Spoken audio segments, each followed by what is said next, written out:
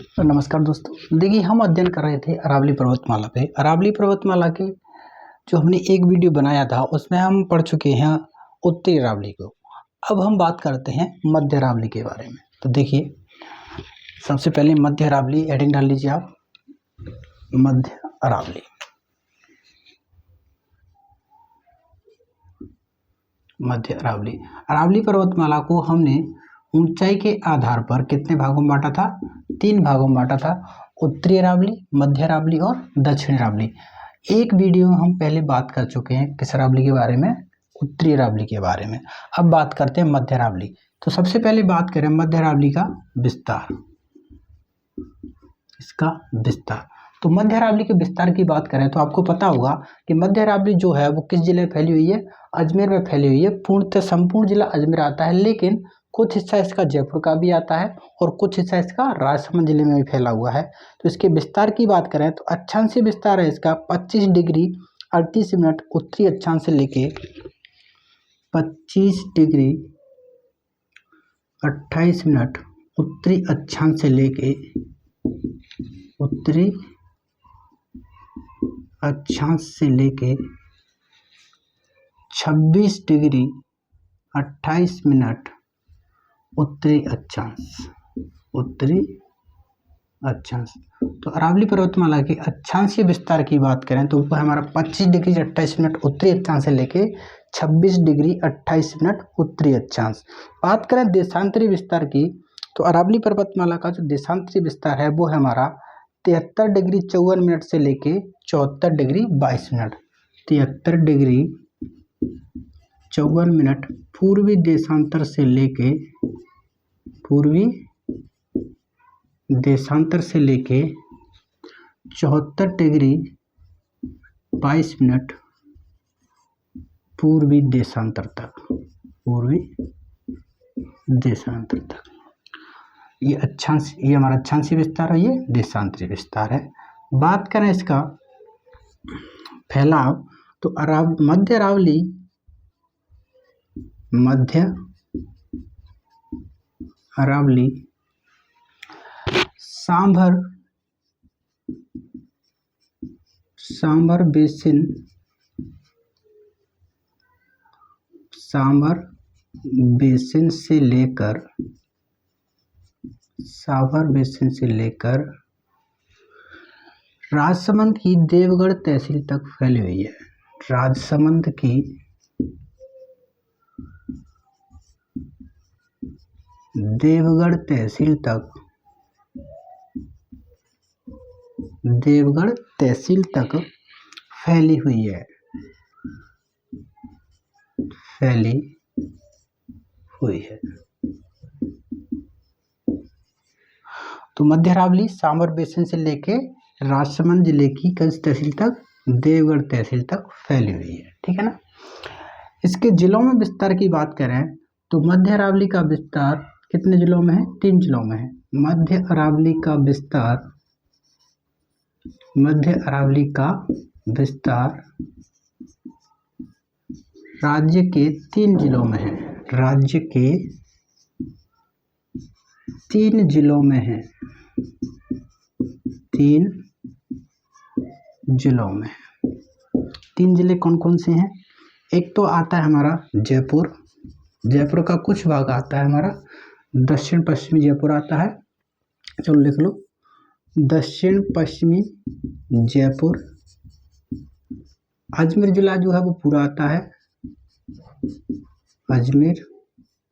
और उसके बाद में कुछ हिस्सा किसका आता है? राजसमंद का, उत्तर पूर्वी राजसमंद,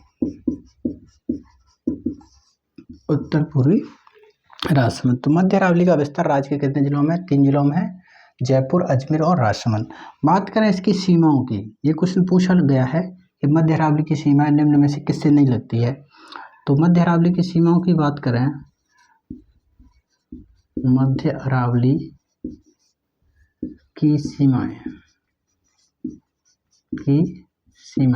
सीमाओं की बात करें तो सबसे पहले बात करें इसकी उत्तरी सीमा, उत्तरी सीमा। तो उत्तरी सीमा मध्य अरावली की सांभर बेसिन से लगती है, किससे? सांबर बेसिन से। बात करें इसकी दक्षिणी सीमा,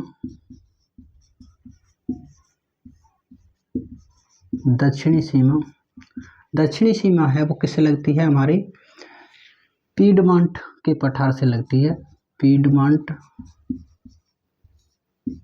का पठार तक। बात करें इसकी पश्चिमी सीमा,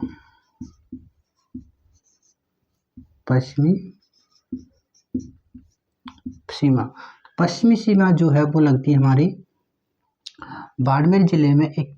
बाड़मेर जिले में कुछ पहाड़ियां स्थित हैं हमारी, उन्हें क्या बोलते हैं, नाकोड़ा की पहाड़ियां, नाकोड़ा पर्वत तक। बात करें इसकी पूर्वी सीमा, तो मध्य अरावली की पूर्वी सीमा जो है वो हमारी करौली बेसिन तक, करौली मैदान कह लो या बेसिन कह लो, करौली के मैदान तक, करौली के मैदान तक, ठीक है ना। तो मध्य अरावली की सीमा है उत्तरी सीमा सांबर बेसिन तक हमारी, दक्षिणी सीमा पीडमांट का मैदान देवगढ़ तहसील राजसमंद तक है। बात करें पश्चिमी सीमा नाकोड़ा पर्वत तक बाड़मेर में है। बात करें पूर्वी सीमा करौली के मैदान तक फैली हुई है। तो ये हमारी मध्य अरावली की सीमा है। एक क्वेश्चन यहाँ से पूछा जाता है कुछ पहाड़ियों से लेके, तो आप हेडिंग डाल लीजिए मध्य अरावली की प्रमुख चोटियां। प्रमुख चोटियों की बात करें, मध्य अरावली की प्रमुख चोटियां, प्रमुख चोटियां हैं जैसे एक है हमारी गोरमजी, चार ही चोटियां आपको याद रखनी है, गोरमजी, मोराई जी, गोरमजी मोराई जी 933 metre, 934 metre, 933 metre, Goramji mori जी, टोडगढ़ और नागपहाड़, टोडगढ़ और नागपहाड़। टोडगढ़ की ऊंचाई देखिए 870 मीटर भी मिलती है और किसी किसी बुक में 873 मीटर भी मिलती है, दोनों ही ऊंचाई आपको याद रखनी है। नागपहाड़ की 795 मीटर ऊंचाई मिलती है, 795 मीटर। तो ये हमारी मध्य अरावली की आपको प्रमुख चार चोटियां याद रखनी है, गोरमजी, मोराई जी, टोडगढ़ और नागपहाड़, ये चार चोटियां आपको याद रखनी है मध्य अरावली की, ठीक है ना। देखिए यहाँ से बहुत ही अच्छा क्वेश्चन बनता है एक क्वेश्चन, ये इसके पूछने के अलग अलग प्रकार हैं और उस प्रकार के आधार पर इसका क्वेश्चन भी आंसर जो है वो अलग अलग जाएगा। देखिए अगर क्वेश्चन इस तरह से आए कि मध्य अरावली की, क्वेश्चन देखो ध्यान से सुनना, मध्य अरावली की सबसे ऊंची चोटी है, मध्य अरावली की सबसे ऊंची चोटी है, तो इसका आंसर जाएगा गोरमजी। और क्वेश्चन ऐसे आए मध्य अरावली में स्थित, मध्य अरावली में स्थित सबसे ऊंची चोटी है, देखिए एक शब्द का अंतर हो रहा है, मध्य अरावली की पूछे तो गोरमजी और मध्य अरावली में स्थित पूछे तो फिर टोडगढ़ आ जाएगा। कैसे, देखिए मैं आपको इसकी व्याख्या करके समझा देता हूँ। ये हमारी देखिए अरावली पर्वतमाला है और ये हमारा मध्य अरावली वाला भाग है, इसमें चार पहाड़ियां हैं हमारी, चार चोटियां हैं।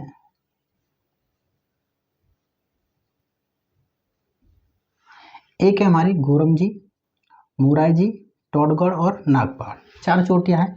तो आपसे सबसे ऊंची चोटी कौन सी है, 934 मीटर गोरमजी, जबकि नागपहाड़ की ऊंचाई तो कितनी है हमारी, टोडगढ़ की ऊंचाई कितनी है 873, 795 और इसकी 933 मीटर मोराई जी की। तो आपसे पूछे मध्य अरावली की सबसे ऊंची चोटी, ठीक है ना, मध्य अरावली की, तो केवल इसकी पूछ रहा है, इस भाग की पूछ रहा है, मध्य अरावली की सबसे ऊंची चोटी, तो फिर मध्य अरावली की इसकी सबसे ऊंची चोटी कौन सी है, 934 गोरमजी।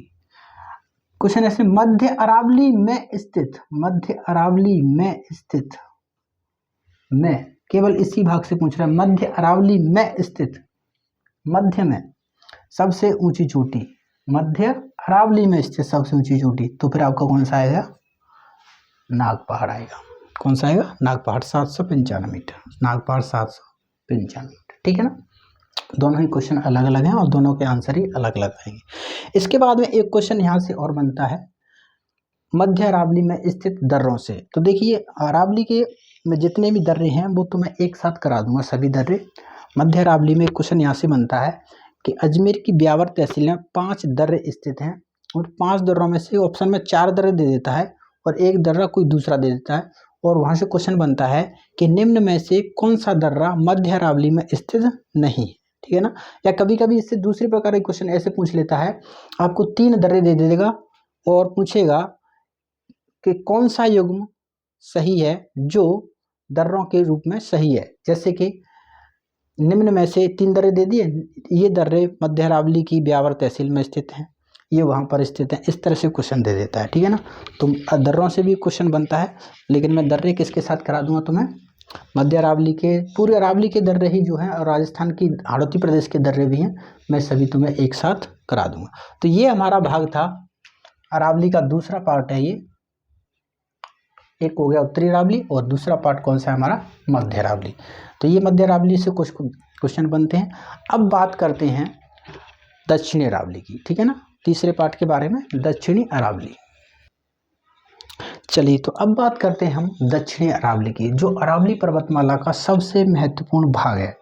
माना जाए तो अरावली पर्वतमाला का मुख्य जो भाग है वो दक्षिणी अरावली ही है, क्योंकि इस वाले क्षेत्र में अरावली पर्वतमाला की एक तो ऊंचाई अधिक हो जाती है और दूसरी इसकी फैलाव चौड़ाई भी अधिक हो जाती है। ठीक है ना, तो हेडिंग डाल लीजिए दक्षिणी अरावली। बात करें दक्षिणी अरावली के विस्तार की, किसकी? विस्तार की। तो विस्तार जो है इसका, सबसे पहले देखिए इसका अक्षांशीय विस्तार, अक्षांशीय विस्तार। हालांकि ये विस्तार कभी पूछे नहीं गए हैं, लेकिन मैं तुम्हें लिखा रहा हूं। अक्षांशीय विस्तार की बात करें तो दक्षिणी अरावली का जो अक्षांशीय विस्तार है वो है हमारा 23 डिग्री 46 मिनट उत्तरी अक्षांश से लेकर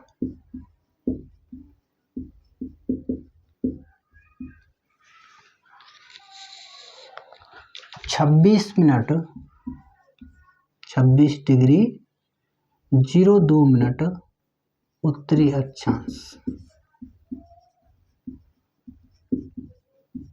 उत्तरी अक्षांश। बात करें इसके देशांतरी विस्तार की,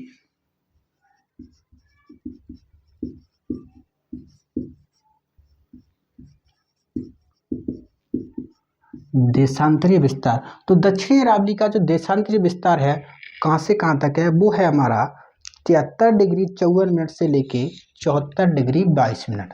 73 डिग्री 54 मिनट से लेके 74 डिग्री 22 मिनट। आप लगा लो पूर्वी देशांतर, इधर भी पूर्वी देशांतर, पूर्वी देशांतर। तो ये हो गया हमारा दक्षिण अरावली का अक्षांशीय एवं देशांतरीय विस्तार। इसके बाद में बात करें फैलाव इसका, तो दक्षिणी अरावली जो है वो राजसमंद की देवगढ़ तहसील से लेकर सिरोही के दक्षिणी भाग तक फैली हुई है। दक्षिणी अरावली, दक्षिणी अरावली का विस्तार, दक्षिणी अरावली का विस्तार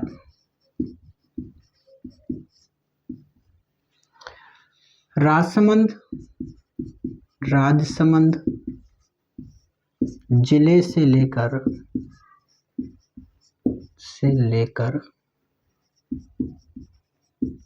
सिरोही जिले के दक्षिणी भाग तक है, या सिरोही के दक्षिण में और दूसरा जिला भी आता है हमारा बांसवाड़ा। दक्षिणी अरावली का विस्तार राजसमंद जिले से लेकर बांसवाड़ा जिले के दक्षिणी भाग तक है। बांसवाड़ा जिले के दक्षिणी भाग तक है, दक्षिणी भाग तक है। तो अरावली का जिलों में विस्तार हो गया। उसके बाद हम बात करें दक्षिण अरावली के बारे में, तो दक्षिण अरावली की बात करें तो इसमें जो है वो पढ़ते हैं हम उसके बाद में जिलों का विस्तार। तो प्रमुख जिले देखें दक्षिण अरावली के, तो दक्षिणी अरावली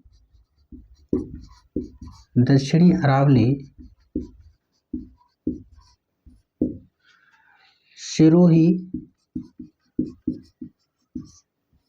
उदयपुर,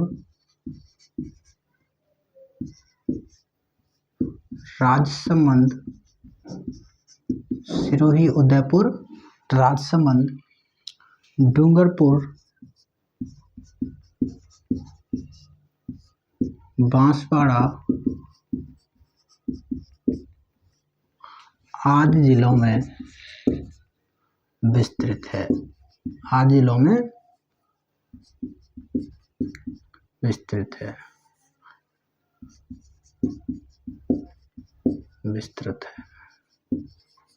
ठीक है ना। दक्षिण अरावली सिरोही, उदयपुर, राजसमंद, डूंगरपुर, बांसवाड़ा आदि जिलों में विस्तृत है। ठीक है ना। बात करें दक्षिण अरावली की तो यहाँ से क्वेश्चन बनता है औसत ऊंचाई का। दक्षिणी अरावली की औसत ऊंचाई, दक्षिणी अरावली की औसत ऊंचाई, दक्षिणी अरावली की औसत ऊंचाई 900 मीटर है। औसत ऊंचाई कितनी है इसकी? 900 मीटर। उत्तरी अरावली की औसत ऊंचाई कितनी थी? 450 मीटर। मध्य अरावली की औसत ऊंचाई कितनी थी? मैंने शायद लिखाना भूल गया हूँ, अब लिख लेना।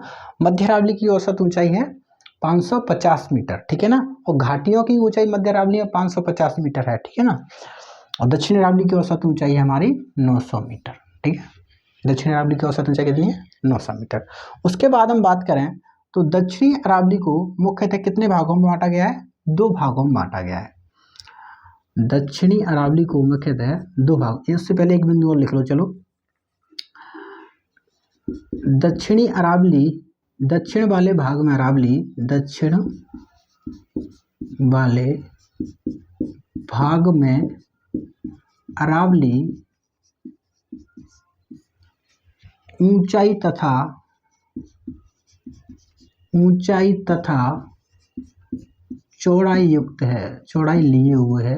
ऊंचाई तथा चौड़ाई लिए हुए है जो एक हाथ के पंजे के समान फैली हुई है। जो एक हाथ के पंजे के समान फैली हुई है।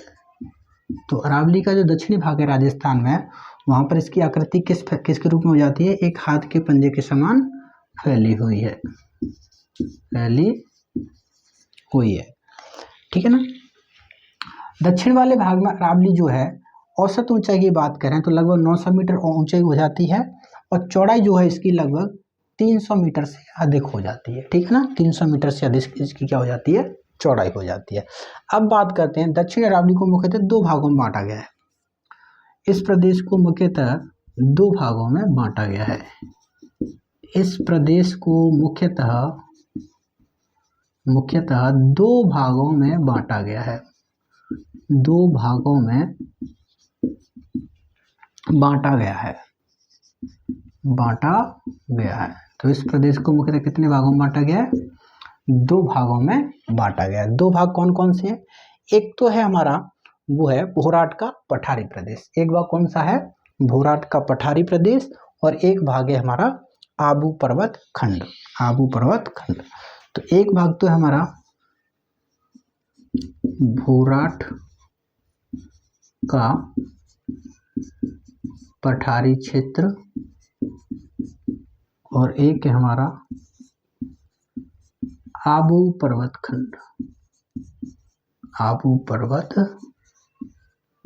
खंड।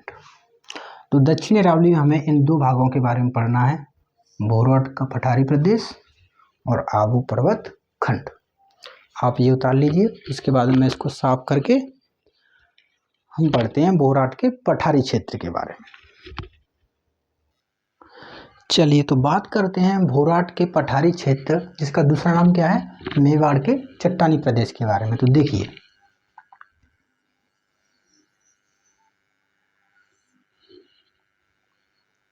मान लीजिए ये हमारी क्या है, अरावली पर्वतमाला है। अरावली पर्वतमाला का मान लीजिए ये वाला जो भाग है वो कौन सा भाग है, दक्षिणी अरावली वाला भाग है। उससे ऊपर वाला भाग मध्य अरावली, फिर उससे ऊपर वाला भाग उत्तरी अरावली। ये वाला जो भाग है वो कौन सा भाग है, दक्षिणी अरावली वाला भाग है। दक्षिणी अरावली में यहाँ पर उदयपुर के गोगुंदा से लेकर राजसमंद के कुंभलगढ़ तक, उदयपुर के गोगुंदा से लेकर राजसमंद के कुंभलगढ़ तक एक पठारी मैदान स्थित है, जिसे क्या बोलते हैं हम, भोराट का पठार बोलते हैं। उसे क्या बोलते हैं हम, भोराट का पठार। ये क्या है, हमारा भोराट का पठार है।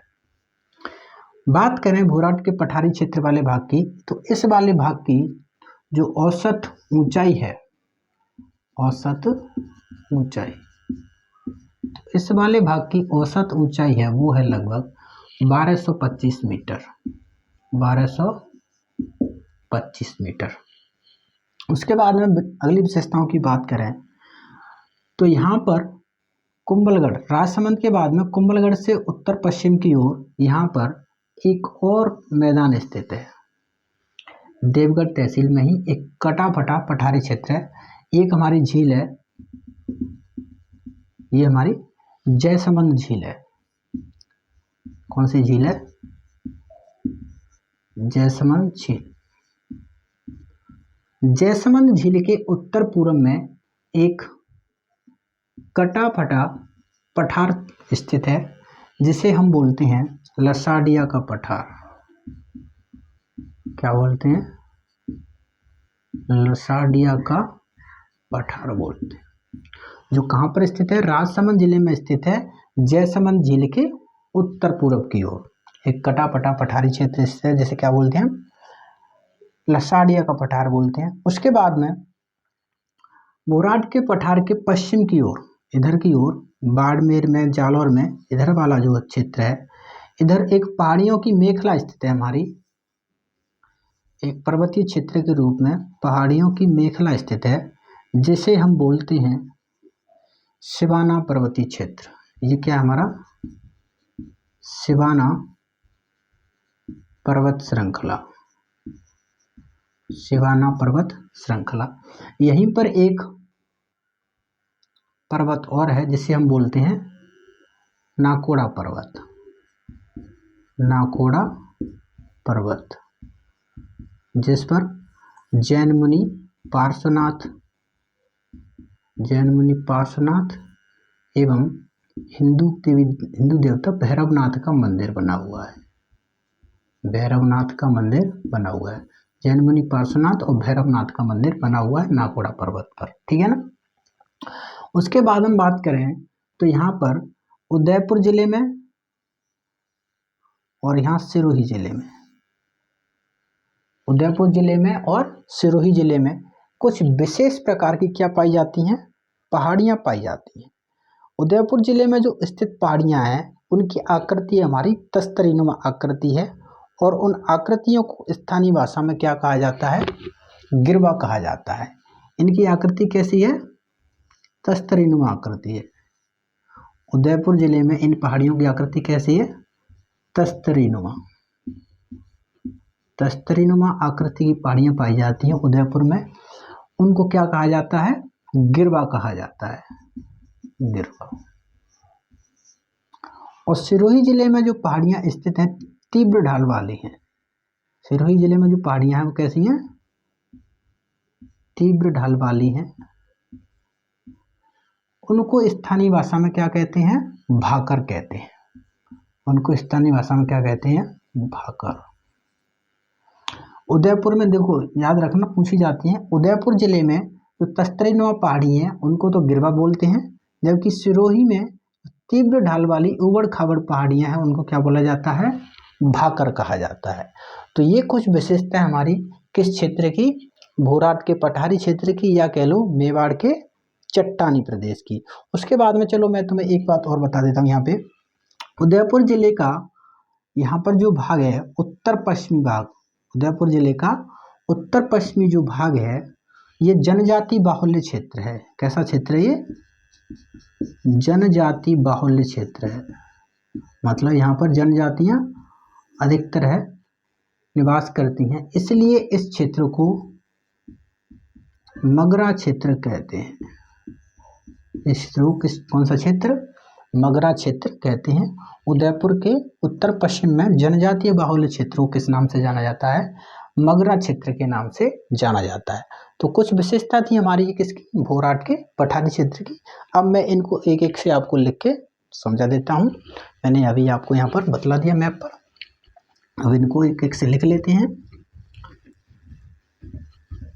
तो देखिए पहली विशेषता हमने क्या देखी? भोराट के पठारी क्षेत्र का विस्तार कहाँ पर है? तो भोराट का पठारी क्षेत्र जो है वो इसका विस्तार की बात करें तो उदयपुर के गोगुंदा से लेकर उदयपुर के गोगुंदा से लेकर उदयपुर के गोगुंदा से लेकर कुंभलगढ़ राजसमंद तक, कुंभलगढ़ कहाँ पर स्थित है? ये राजसमंद है। उदयपुर के गोगुंदा से लेकर कुंभलगढ़ के राजसमंद तक फैले पठारी भूभाग को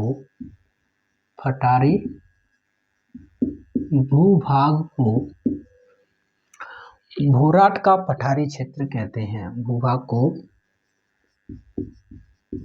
भोराट का पठारी क्षेत्र कहते हैं।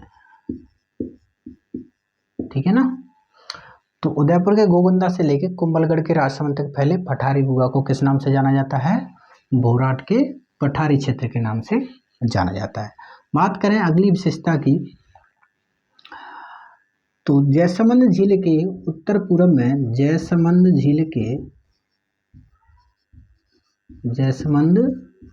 झील के उत्तर पूर्व में फैले पठारी भाग को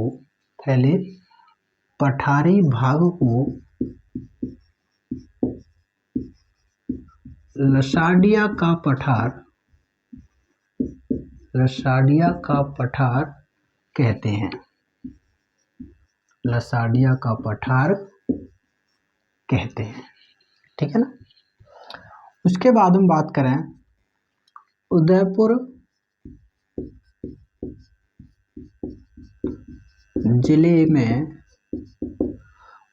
जिले में स्थित तस्तरीनुमा पहाड़ियों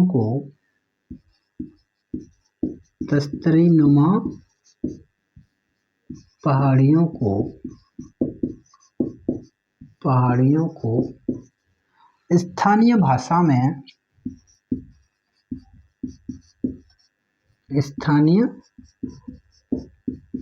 में गिरवा कहा जाता है। गिरवा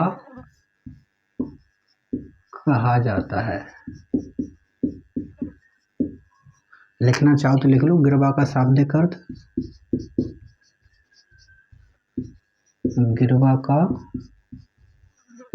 शाब्दिक अर्थ, तो गिरवा का जो शाब्दिक अर्थ होता है वो होता है हमारा पहाड़ियों की श्रृंखला या मेखला, कुछ भी नाम हो, पहाड़ियों की श्रृंखला, पहाड़ियों की श्रृंखला। उसके बाद हम बात करें उदयपुर जिले में ही, तो उदयपुर जिले के दक्षिण पश्चिमी भाग में उदयपुर जिले में दक्षिण पश्चिमी भाग में जनजातीय बाहुल्य क्षेत्र को जनजातीय बाहुल्य क्षेत्र को जनजातीय बाहुल्य क्षेत्र को जनजातीय बाहुल्य क्षेत्र को मगरा कहते हैं, मगरा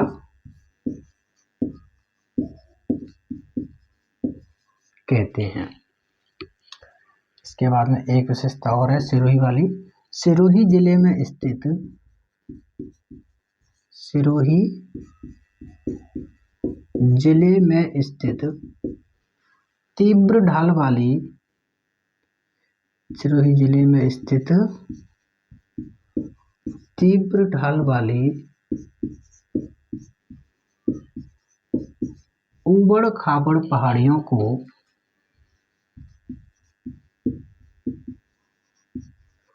ऊबड़ खाबड़ पहाड़ियों को भाकर कहा जाता है, पहाड़ियों को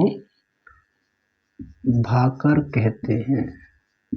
ये स्थानीय भाषा में नाम है, गिरवा और भाकर स्थानीय भाषा के नाम है। इसके बाद हम बात करें भोराट का जो पठारी क्षेत्र है वो मारवाड़ को मेवाड़ से अलग करता है। तो भोराट का पठारी क्षेत्र, भोराट का पठारी क्षेत्र मारवाड़ को मेवाड़ से अलग करता है, मारवाड़ को मेवाड़ से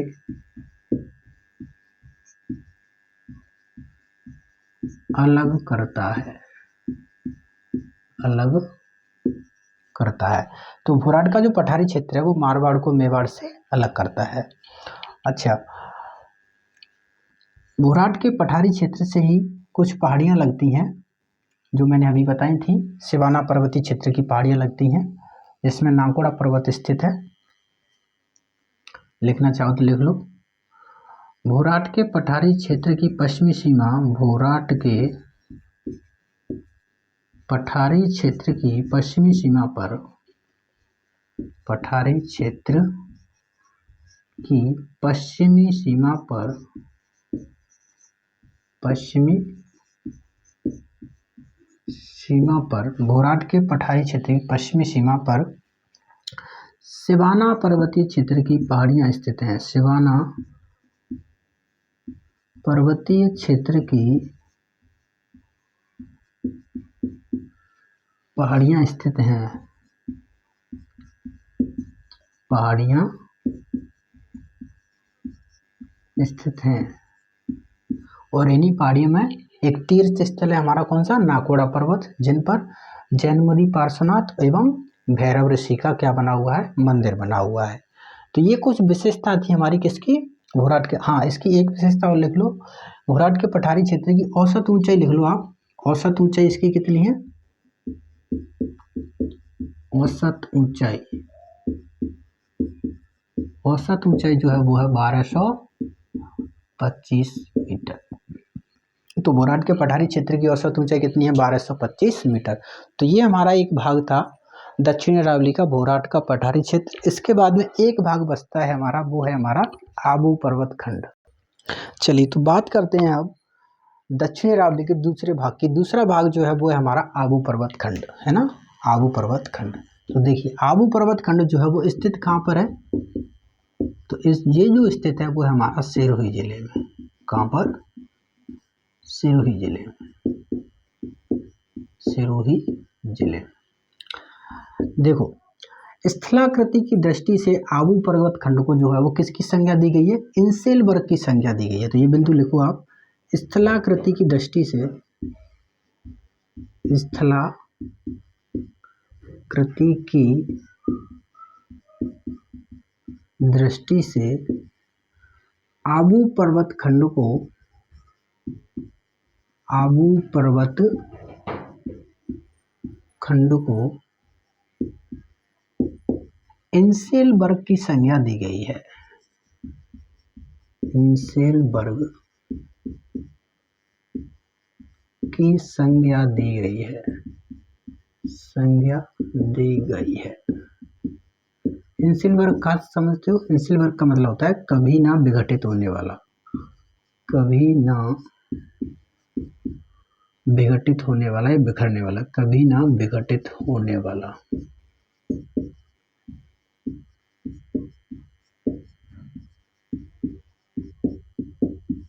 कभी ना विघटित होने वाला। आबू पर्वत खंड जो है वो राजस्थान का या राज्य का सबसे ऊंचा स्थलीय भाग है। आबू पर्वत खंड, आबू पर्वत खंड राज्य की सबसे ऊंची चोटी, राज्य की सबसे ऊंची चोटी के नीचे स्थित है। सबसे ऊंची चोटी कौन सी हमारी? गुरु शिखर है। चोटियां मैं सभी एक साथ पढ़ा दूंगा तुम्हें ना। आबू पर्वत खंड जो है वो राज्य की सबसे ऊंची चोटी के नीचे स्थित है। इसकी बात करें बनावट की तो आबू पर्वत खंड की बनावट, आबू पर्वत खंड ग्रेनाइट और नीस्ट चट्टानों से मिलकर बना हुआ है। ग्रेनाइट और नीस्ट चट्टानों से मिलकर बना हुआ है, मिलकर बना हुआ है, बना हुआ है। बात करें इसकी औसत ऊंचाई की, औसत ऊंचाई वो है लगभग 1300 मीटर। आबू पर्वत खंड से ही सटा हुआ राज्य का सबसे ऊंचा पठार भी स्थित है यहाँ पर। आबू पर्वत खंड से ही सटा हुआ है वो जो राज्य का सबसे ऊंचा पठार भी है, वो कौन सा है हमारा? वो लिख लीजिए, उड़िया का पठार। तो उड़िया का ऐसे लिखो, राज्य का सबसे ऊंचा पठार, सबसे ऊंचा पठार लिख लो, उड़िया का पठार है, उड़िया का पठार। और लगभग ऊंचाई कितनी इसकी? 1360 मीटर, 1360 मीटर। तो राज्य का सबसे ऊंचा पठार आबू पर्वत खंड से ही सटा हुआ है। आबू पर्वत खंड से ही सटा हुआ है।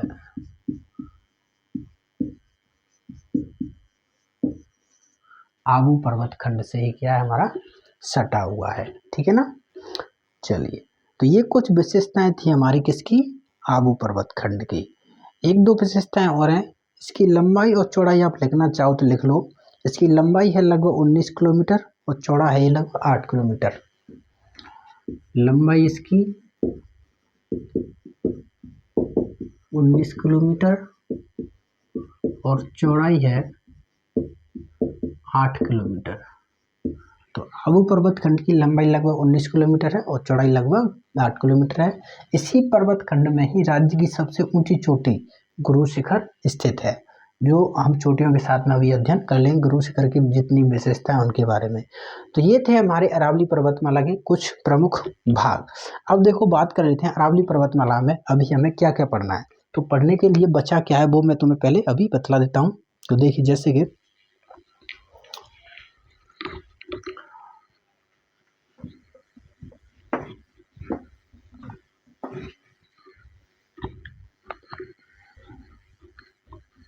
देखिए, तो हमने अरावली पर्वतमाला का जो वर्गीकरण पढ़ा था उसमें तीनों ही भागों को पढ़ लिया है।